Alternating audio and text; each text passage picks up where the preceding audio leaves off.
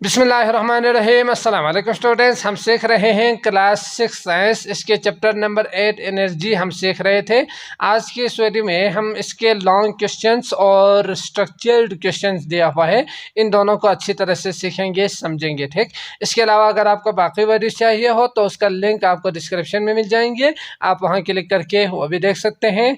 शुरू करते हैं लॉन्ग क्वेश्चंस में। पार्ट 1 दिया हुआ है, what do you understand by the term energy. तो जो टर्म एनर्जी है, एनर्जी का जो लफ्ज़ है, इससे आपने क्या समझा, समझ गए? तो ये चीज़ आपने लिखनी है। तो हम सीख चुके हैं कि एनर्जी का मतलब क्या होते हैं। एनर्जी एक एबिलिटी होती है, एक काबिलियत होती है जो किसी काम को करने के लिए हमें चाहिए होती है या किसी भी बॉडी को चाहिए होती है, समझ गए? Also right the names of different form of energy. तो एनर्जी के कई फॉर्म्स होते हैं। तो मेनली इसके दो टाइप्स होते हैं, काइनेटिक एनर्जी और पोटेंशियल एनर्जी। लेकिन इसको अगर आप मज़ीद गहराई में जाके देखेंगे तो उसके बहुत सारे टाइप्स हो सकते हैं, तो इनको आपने लिखना है। ठीक, तो इसके आंसर में आप लिखेंगे, तो energy is defined as capacity to do work. तो किसी काम को करने के लिए जो कैपेसिटी होती है, जो एबिलिटी होती है, काबिलियत होती है, सलाहियत या क़ुव्वत कह लीजिए, तो ये होती है आपके पास energy. Energy can be studied in different form. तो यकीनी बात है डिफरेंट फॉर्म्स उसके हो सकते हैं, लाइक जैसे कि heat energy, light energy, sound energy, electrical energy, thermal energy, chemical energy. इसके अलावा ग्रेविटेशनल एनर्जी हमने सीखा था, इलास्टिक एनर्जी हमने सीखा था, और भी है। तो इनमें से आपने ETC करके लिखना है। ठीक, but all energy types can be classified. तमाम जो एनर्जी के टाइप्स है इसको हम ग्रुपबंदी में दो कैटेगरीज में आप डिवाइड कर सकते हैं।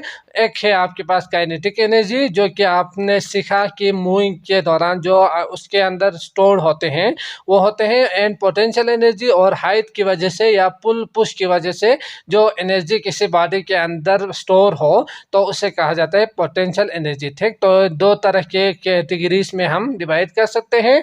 अगला है व्हाट इज पोटेंशियल एनर्जी। तो पोटेंशियल एनर्जी क्या है, तो हमने अभी सीखा पोटेंशियल क्या है।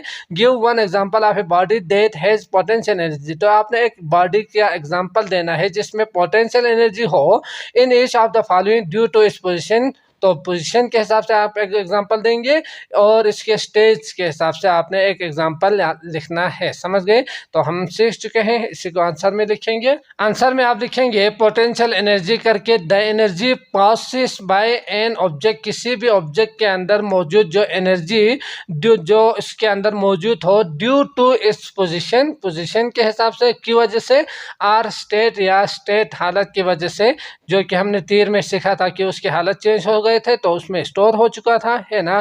पोजीशन मतलब हाइट की वजह से उसके अंदर जो एनर्जी स्टोर हुए हैं वो होते हैं। तो ये चीज़ आपने लिखना है, इसका पोटेंशियल एनर्जी, समझ गए? इसके जो एग्जांपल है उसमें आप लिख सकते हैं, अपने हिसाब से लिखिएगा। मैंने यहाँ पे क्या लिखा है वो आप देख लीजिएगा। An object raise to a height from surface of the earth. तो कोई भी चीज़ जो सरफेस ऑफ द अर्थ से ऊपर अगर हाइट पे हो तो उसके अंदर मौजूद जो एनर्जी है वो, लाइक जैसे कि बुक ऑन द टेबल, अगर एक टेबल के ऊपर बुक हो तो इसका मतलब क्या होंगे, यकीनी बात है ये सरफेस ऑफ द अर्थ से ऊपर हाइट पे होंगे, तो ये इसके अंदर, इस बुक के अंदर क्या होंगे, पोटेंशियल एनर्जी होंगे। और पार्ट 2 जो कि due to states a compress or stress spring possesses potential energy. तो अगर आप जो स्प्रिंग है उसको आप खींचेंगे या छोड़ देंगे या उसको दबाएंगे तो यकीनी बात है उसके अंदर एनर्जी पैदा होंगे, फिर वो अपनी हालत को चेंज करेंगे दोबारा। अगर आप इसको कंप्रेस करेंगे तो दोबारा इस तरह खुल जाएंगे, और अगर आप इसको स्ट्रेच करेंगे तो वो क्या होंगे, दोबारा उसी फॉर्म में आ जाएंगे। तो ये जो फॉर्म चेंज हुए हैं एनर्जी की वजह से, समझ गए? तो आप इसी को आंसर में लिख सकते हैं। अगला है क्वेश्चन नंबर 3। सवाल है आपके पास, a bucket full of water. तो एक बाल्टी है उसमें भरे हुए हैं पानी, is on the first floor, पहली फ्लोर पे रखे हुए हैं, ऑफ योर हाउस, आपके घर के पहले फ्लोर पे एक बाल्टी में फुल वाटर भरे हुए हैं, समझ गए? एंड अनदर आइडेंटिकल, और इससे से बिल्कुल सेम टू सेम बाल्टी, समझ गए? तो उसका साइज, उसका वॉल्यूम सेम ही होना चाहिए। With the same quantity of water is kept, जो कि रखा हुआ है ऑन द सेकेंड फ्लोर। तो सेकेंड फ्लोर पे वो रखा हुआ है। तो यकीनी बात है 2 फ्लोर है यहाँ पे। एक यहाँ पे समझ लीजिएगा कि एक बाल्टी है जहाँ पे उन्होंने क्या रखा हुआ है, पानी रखा हुआ है फुल, समझ गए। और दूसरा एक और बाल्टी है दूसरे फ्लोर पे जिसमें भी पानी फुल है, सेम टू सेम साइज के भी और पानी भी, समझ गए। तो ये चीज आपने याद रखना है। Which of the two has greater potential energy, तो किस में ज्यादा पोटेंशियल एनर्जी मौजूद होंगे, समझ गए।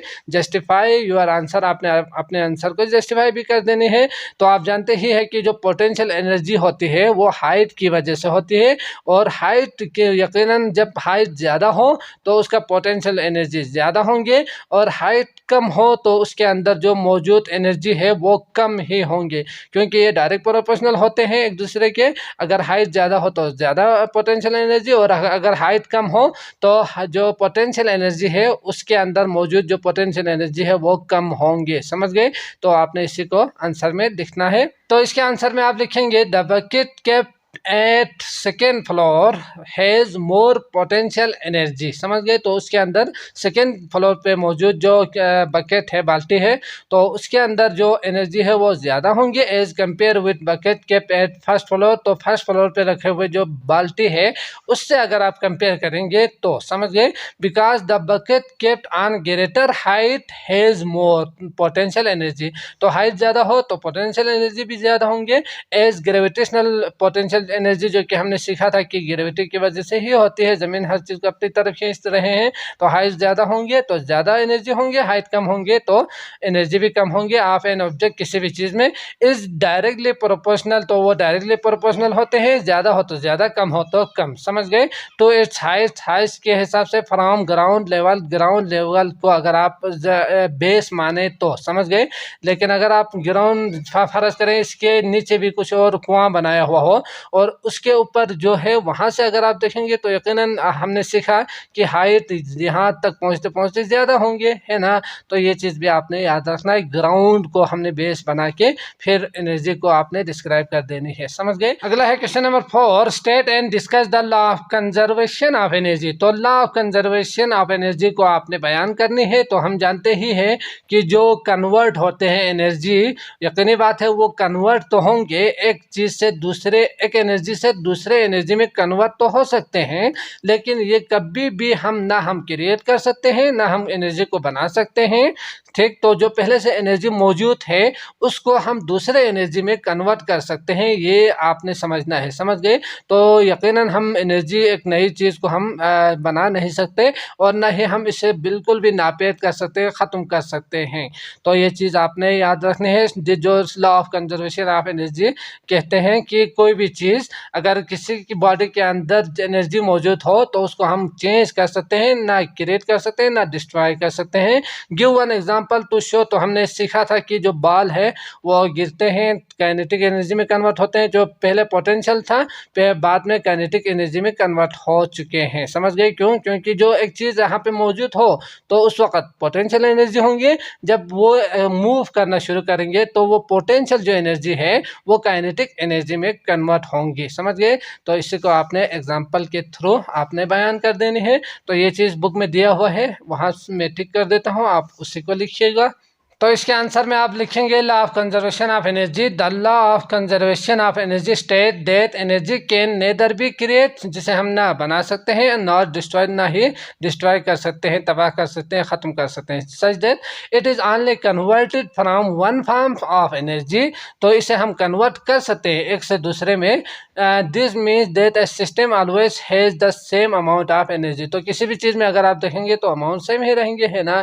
तो इसी को आपने लिखना है। तो इसके यहाँ से यहाँ तक लिखेंगे। तो इसके एग्जाम्पल के लिए बुक में एक एग्जाम्पल दिया हुआ है, इसको आप लिखेंगे। तो एग्जाम्पल में आप लिखेंगे energy change when A ball bounce, समझ गए। तो ये आप लिखेंगे। लिखने के बाद आप देख सकते हैं at height ball has GPE। तो जी लिखने के बजाय आप PE ही लिखें, क्योंकि आपके एग्जाम्पल में potential energy to kinetic energy लिखा हुआ है।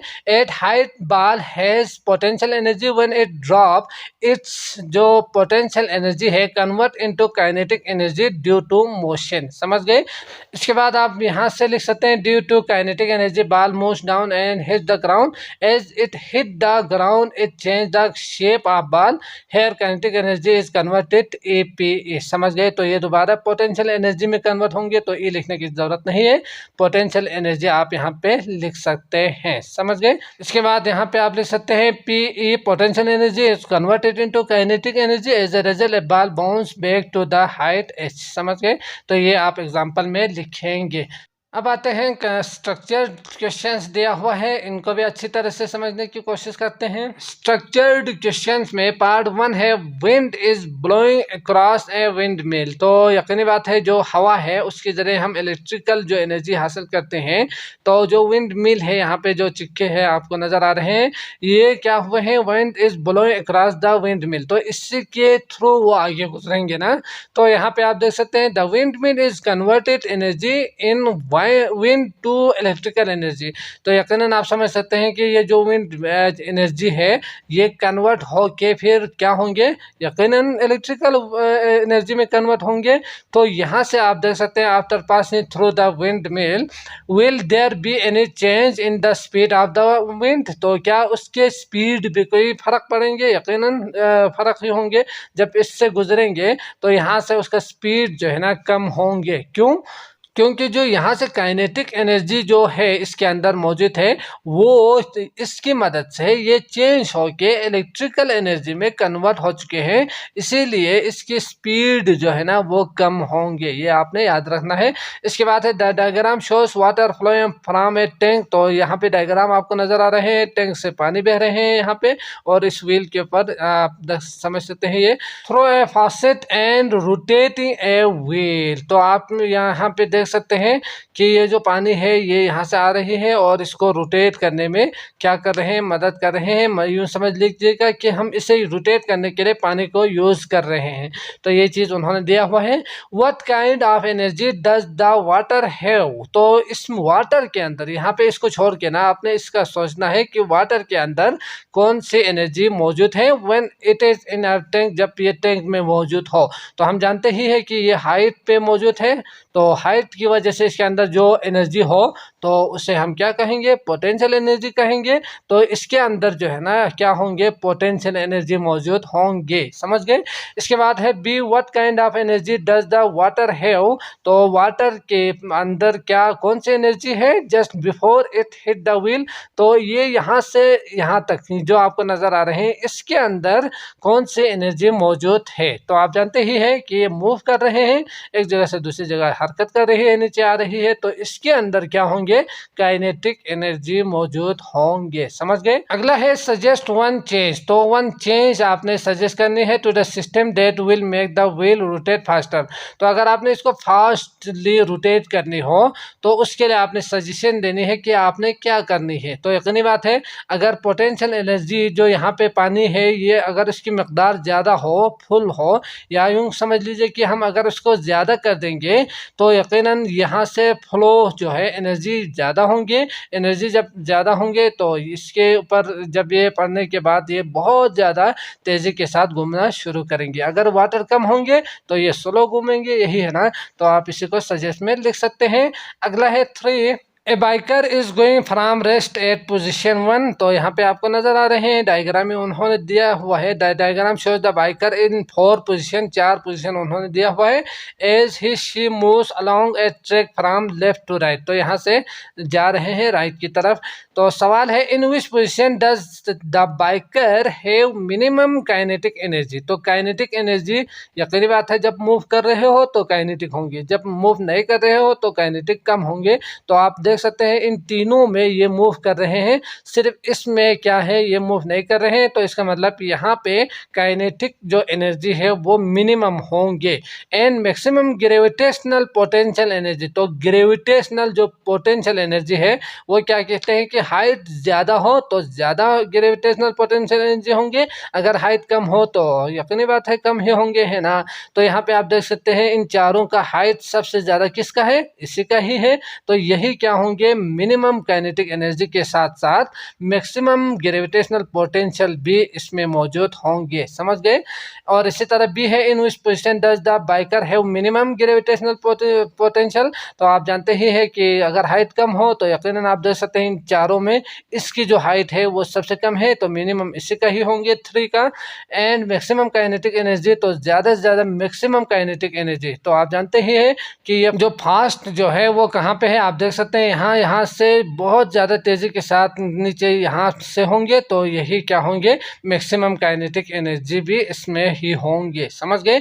इसके बाद है प्रोजेक्ट वर्क। तो make a poster of comparison of renewable and non renewable energy source. तो आपने सूरज की जो रोशनी है वो आप बना सकते हैं। वाइंड की जो है वो आप बना सकते हैं रिन्यूएबल के लिए, और नॉन रिन्यूएबल के लिए आप जो बाकी फॉसिल फ्यूल्स है उसका एक पोस्टर आप बनाएंगे। तो अगर आपके पास वसाइल है तो ज़रूर बनाइएगा, अच्छी बात होगी, प्रैक्टिस होगी, हुनर आ जाएंगे आपको ये चार्ट्स बनाने का। तो मैं उम्मीद करता हूँ आपको ये लेक्चर अच्छी तरह से समझ में आ चुका होगा। अगर आए हैं तो लाइक करके जाइएगा। अगली वीडियो आपको डिस्क्रिप्शन में मिल जाएंगे, आप वहाँ क्लिक करके वो भी देख सकते हैं। मुझे इजाज़त दीजिएगा। अल्लाह निगहबान।